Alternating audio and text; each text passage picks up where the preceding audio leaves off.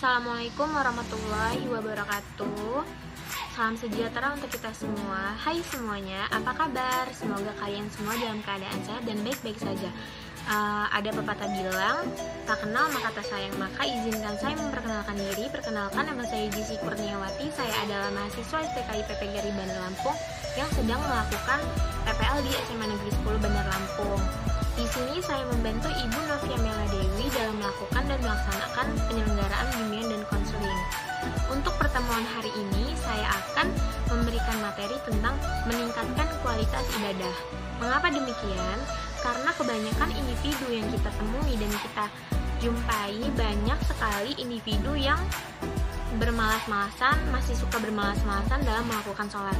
Siapa kira-kira di sini yang masih suka malas-malas dalam sholat, dalam menjalankan ibadah? Padahal ibadah adalah kewajiban yang harus kita jalani dalam kehidupan kita sehari-hari. Maka dari itu, saya akan memberikan sebuah materi tentang meningkatkan kualitas ibadah agar kualitas ibadah kita menjadi lebih baik lagi. Baiklah, selanjutnya saya akan menayangkan sebuah PowerPoint. Apa sajakah tujuan dari ibadah? Nah, terkadang juga terdapat individu yang melakukan ibadah atau sholat tanpa tahu tujuan dari ibadah itu apa. Mereka hanya melakukan sholat hanya untuk sekedar rutinitas belaka atau tidak bersungguh-sungguh dalam melakukan sholat. Lalu ada juga yang melakukan sholat itu hanya ikut-ikutan dengan temannya, karena temannya sholat maka ia juga ikutan sholat. Lalu ada juga yang melakukan sholat karena disuruh oleh orang tuanya. Ayo, di sini siapa yang melakukan sholat disuruh atau dipaksa? Tapi harus kita sadari, setiap hidup tentunya memiliki tujuan untuk mencapai sesuatu. Begitupun dengan kalian sekolah, kalian berangkat ke sekolah pasti punya tujuannya untuk menuntut ilmu. Nah, demikian dengan ibadah juga memiliki tujuan. Kira-kira ada yang tahu nggak nih tujuan dari ibadah itu apa? Jadi di sini tujuan ibadah dalam Islam ada beberapa hal. Yang pertama itu sebagai tanda cinta manusia kepada Sang Pencipta.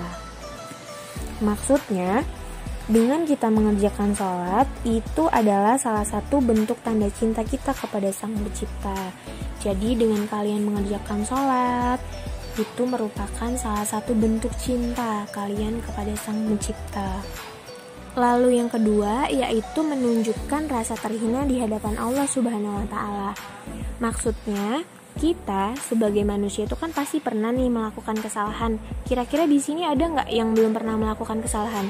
Pasti semuanya sudah pernah melakukan kesalahan ya. Begitupun dengan saya juga pernah melakukan kesalahan. Nah, dan yang namanya manusia itu tidak pernah luput dari dosa. Karena kita memiliki kesalahan yang telah kita perbuat, berarti kita sama saja terhina di hadapan Allah, terhina di mata Allah, karena kita memiliki dosa dan kita telah melakukan kesalahan. Nah, dengan itu kita harus mengerjakan sholat karena kita memiliki dosa. Dan sebenarnya kita tuh tidak boleh bersikap sombong kepada Allah. Contoh dari sikap sombong kepada Allah itu salah satunya tidak mengerjakan perintah Allah, seperti tidak mengerjakan sholat. Lalu yang ketiga, sebagai tanda takut dan tunduk kepada Allah Subhanahu wa Ta'ala. Maksud takut di sini itu contohnya, misalnya kalian tidak mengerjakan sholat nih, kalian pasti takut kan? Takutnya takut masuk ke neraka. Nah, itu adalah salah satu tanda takut kita dan tunduk kepada Allah. Lalu yang keempat, menumbuhkan rasa disiplin diri terhadap waktu. Nah, di dalam sholat kan terdapat waktu-waktu tertentu untuk menjalankannya. Contohnya itu di waktu zuhur terdapat waktu pada jam 12 sampai jam 2 siang.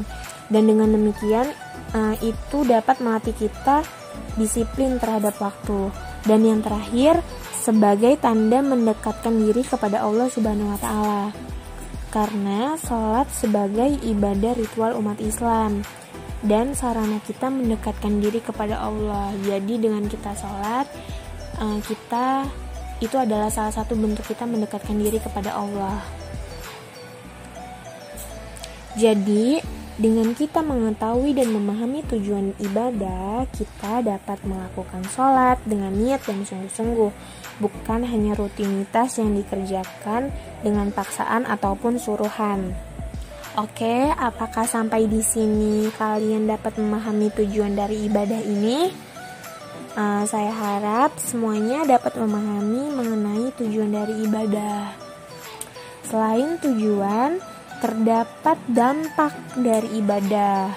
Nah, kira-kira ada yang tahu nggak nih dampak dari kita mengerjakan ibadah itu seperti apa? Oke, dengan kita melakukan sholat, maka akan ada dampak yang muncul, dampak positif dari ibadah. Yang pertama itu masyarakat bisa saling menghargai sesama umat beragama. Jadi maksudnya itu kita itu dengan mengerjakan sholat, kita bisa menghargai sesama umat beragama, tidak memandang dia agama apa, namun kita dapat saling menghargai satu sama lain. Lalu yang kedua itu terjadinya kerukunan, yaitu dengan kita mengerjakan sholat, hati kita selalu damai, tidak adanya pertengkaran ataupun kericuhan. Lalu yang ketiga, semakin percaya akan adanya Tuhan.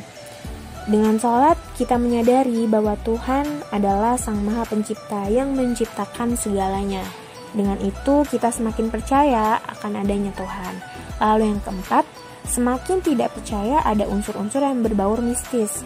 Karena kita percaya Allah akan selalu ada bersama orang-orang yang berada di jalannya. Jadi, itu tuh membuat kita itu gak percaya sama hal-hal yang berbaur mistis. Karena kita yakin dan percaya Allah akan selalu bersama kita. Lalu yang terakhir, iman pada Tuhan semakin kuat, yaitu dimana dengan kita mengerjakan sholat, kita memiliki iman yang kuat, bukan iman yang lemah atau iman yang tergoda dengan godaan-godaan yang melemahkan iman kita. Contoh yang melemahkan iman kita itu seperti malas mengerjakan sholat. Itu salah satu contoh yang melemahkan iman kita. Namun dengan kita mengerjakan sholat, iman kita tuh akan selalu kuat, akan termotivasi untuk mengerjakan sholat. Jadi dengan kita melaksanakan sholat, maka akan tertanam dampak-dampak positif yang muncul untuk diri kita sendiri. Nah, jadi adik-adik di sini semua, saya harap dapat melaksanakan sholat, mengerjakan sholat agar tertanam dampak-dampak yang positif untuk diri kita sendiri. Lalu yang terakhir, bagaimanakah cara kita meningkatkan kualitas ibadah agar kita dapat melakukan ibadah sesuai perintah Allah? Kita harus menjalankan dengan niat karena Allah. Jadi kita harus melakukan ibadah itu niat karena Allah, bukan niat karena apapun, tetapi kita harus niat karena Allah. Yang pertama itu ibadah dengan kesadaran. Nah, bahwa kita harus melakukan ibadah itu paham dan sadar apa yang kita lakukan, bukan untuk dipaksa ataupun disuruh dalam menjalankannya. Jadi misalnya nih, adik-adik ingin melakukan sholat, tapi kita tuh harus sadar dan paham bahwa kita tuh emang harus melakukan sholat itu, bukan melakukan sholat karena disuruh oleh orang tua atau disuruh oleh orang lain, tetapi kita harus melakukan sholat itu dari dalam diri kita sendiri, dari kesadaran kita sendiri. Lalu yang kedua itu ibadah dengan kecintaan. Nah, maksud kecintaan di sini itu seperti cinta kita kepada Allah. Karena apabila kita melakukan ibadah tanpa rasa cinta kita kepada Allah, kita tidak dapat merasakan kenikmatan dalam beribadah itu, sehingga kita tidak konsentrasi dalam beribadah.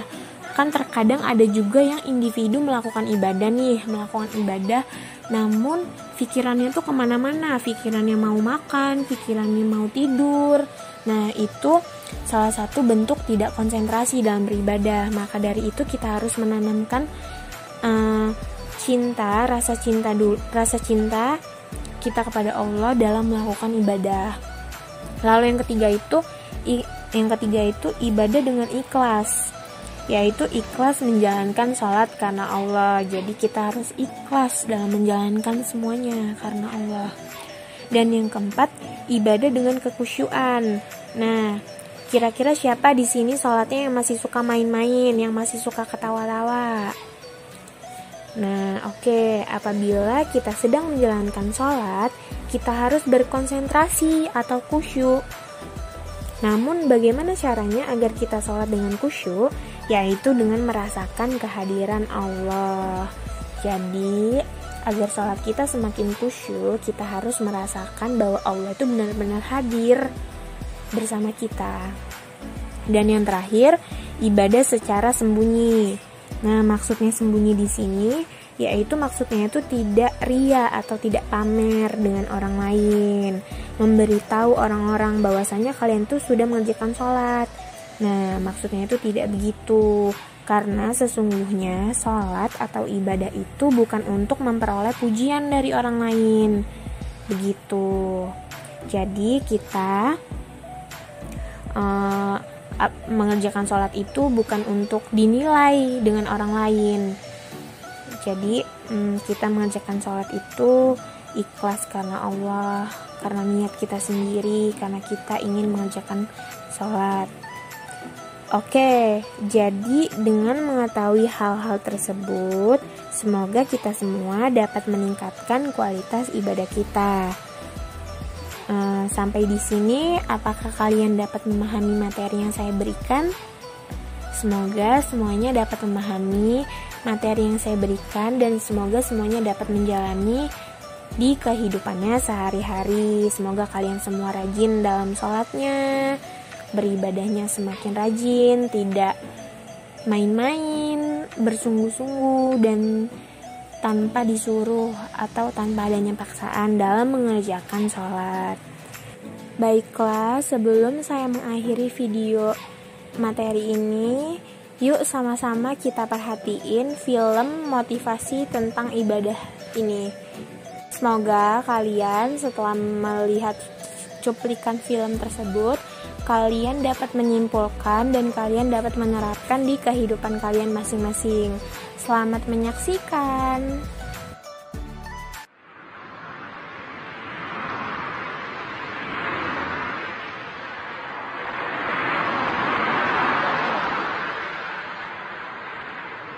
hayya 'alas salat.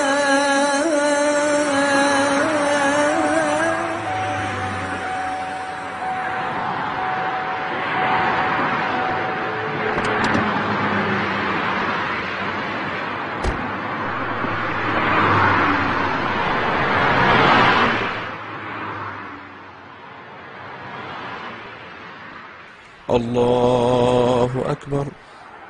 الحمد لله رب العالمين الرحمن الرحيم مالك يوم الدين إياك نعبد وإياك نستعين اهدنا الصراط المستقيم.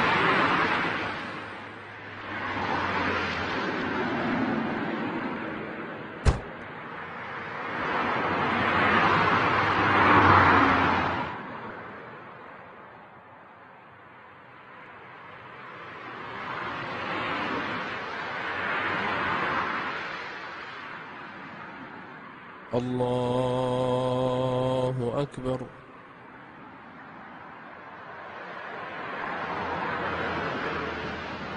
السلام عليكم ورحمة الله. السلام عليكم ورحمة الله. Oke, setelah melihat film cuplikan tersebut, kira-kira kesimpulan atau tanggapan menurut kalian itu seperti apa? Dan kira-kira ada yang tahu nggak itu tuh video cuplikannya dari orang Indonesia atau bukan? Karena biasanya yang kita ketahui orang Indonesia itu pasti kan kalau berhenti mengemudi itu ada di sebelah kiri, sedangkan video film cuplikan tersebut itu pengemudinya berhenti di sebelah kanan, berarti itu adalah orang-orang dari bagian Asia ataupun Amerika. Nah, mereka walaupun negaranya sudah tergolong maju, mereka masih ingat dalam menjalankan perintah Tuhan. Namun kita yang negaranya sedang berkembang, tetapi individunya itu masih suka bermalas-malasan atau lupa akan perintah Tuhan. Nah, jadi intinya dan kesimpulannya, bagaimanapun kondisi negara kita, baik sudah tergolong maju ataupun sedang berkembang, dan dimanapun kita berada, baik dalam perjalanan jauh, kita harus mengingat perintah Allah. Nah, salah satu contoh mengingat perintah Allah itu dengan mengerjakan sholat ataupun ibadah yang wajib kita jalani dalam kehidupan kita sehari-hari. Satu lagi, jangan menganggap sholat sebagai beban, karena Allah justru menjadikan sholat bagi kita untuk meringankan beban. Sekian video materi yang dapat saya sampaikan. Apabila ada kekurangan saya mohon maaf, dan kepada Allah saya mohon ampun. Semoga videonya dapat bermanfaat untuk kita semua. Terima kasih. Wassalamualaikum warahmatullahi wabarakatuh.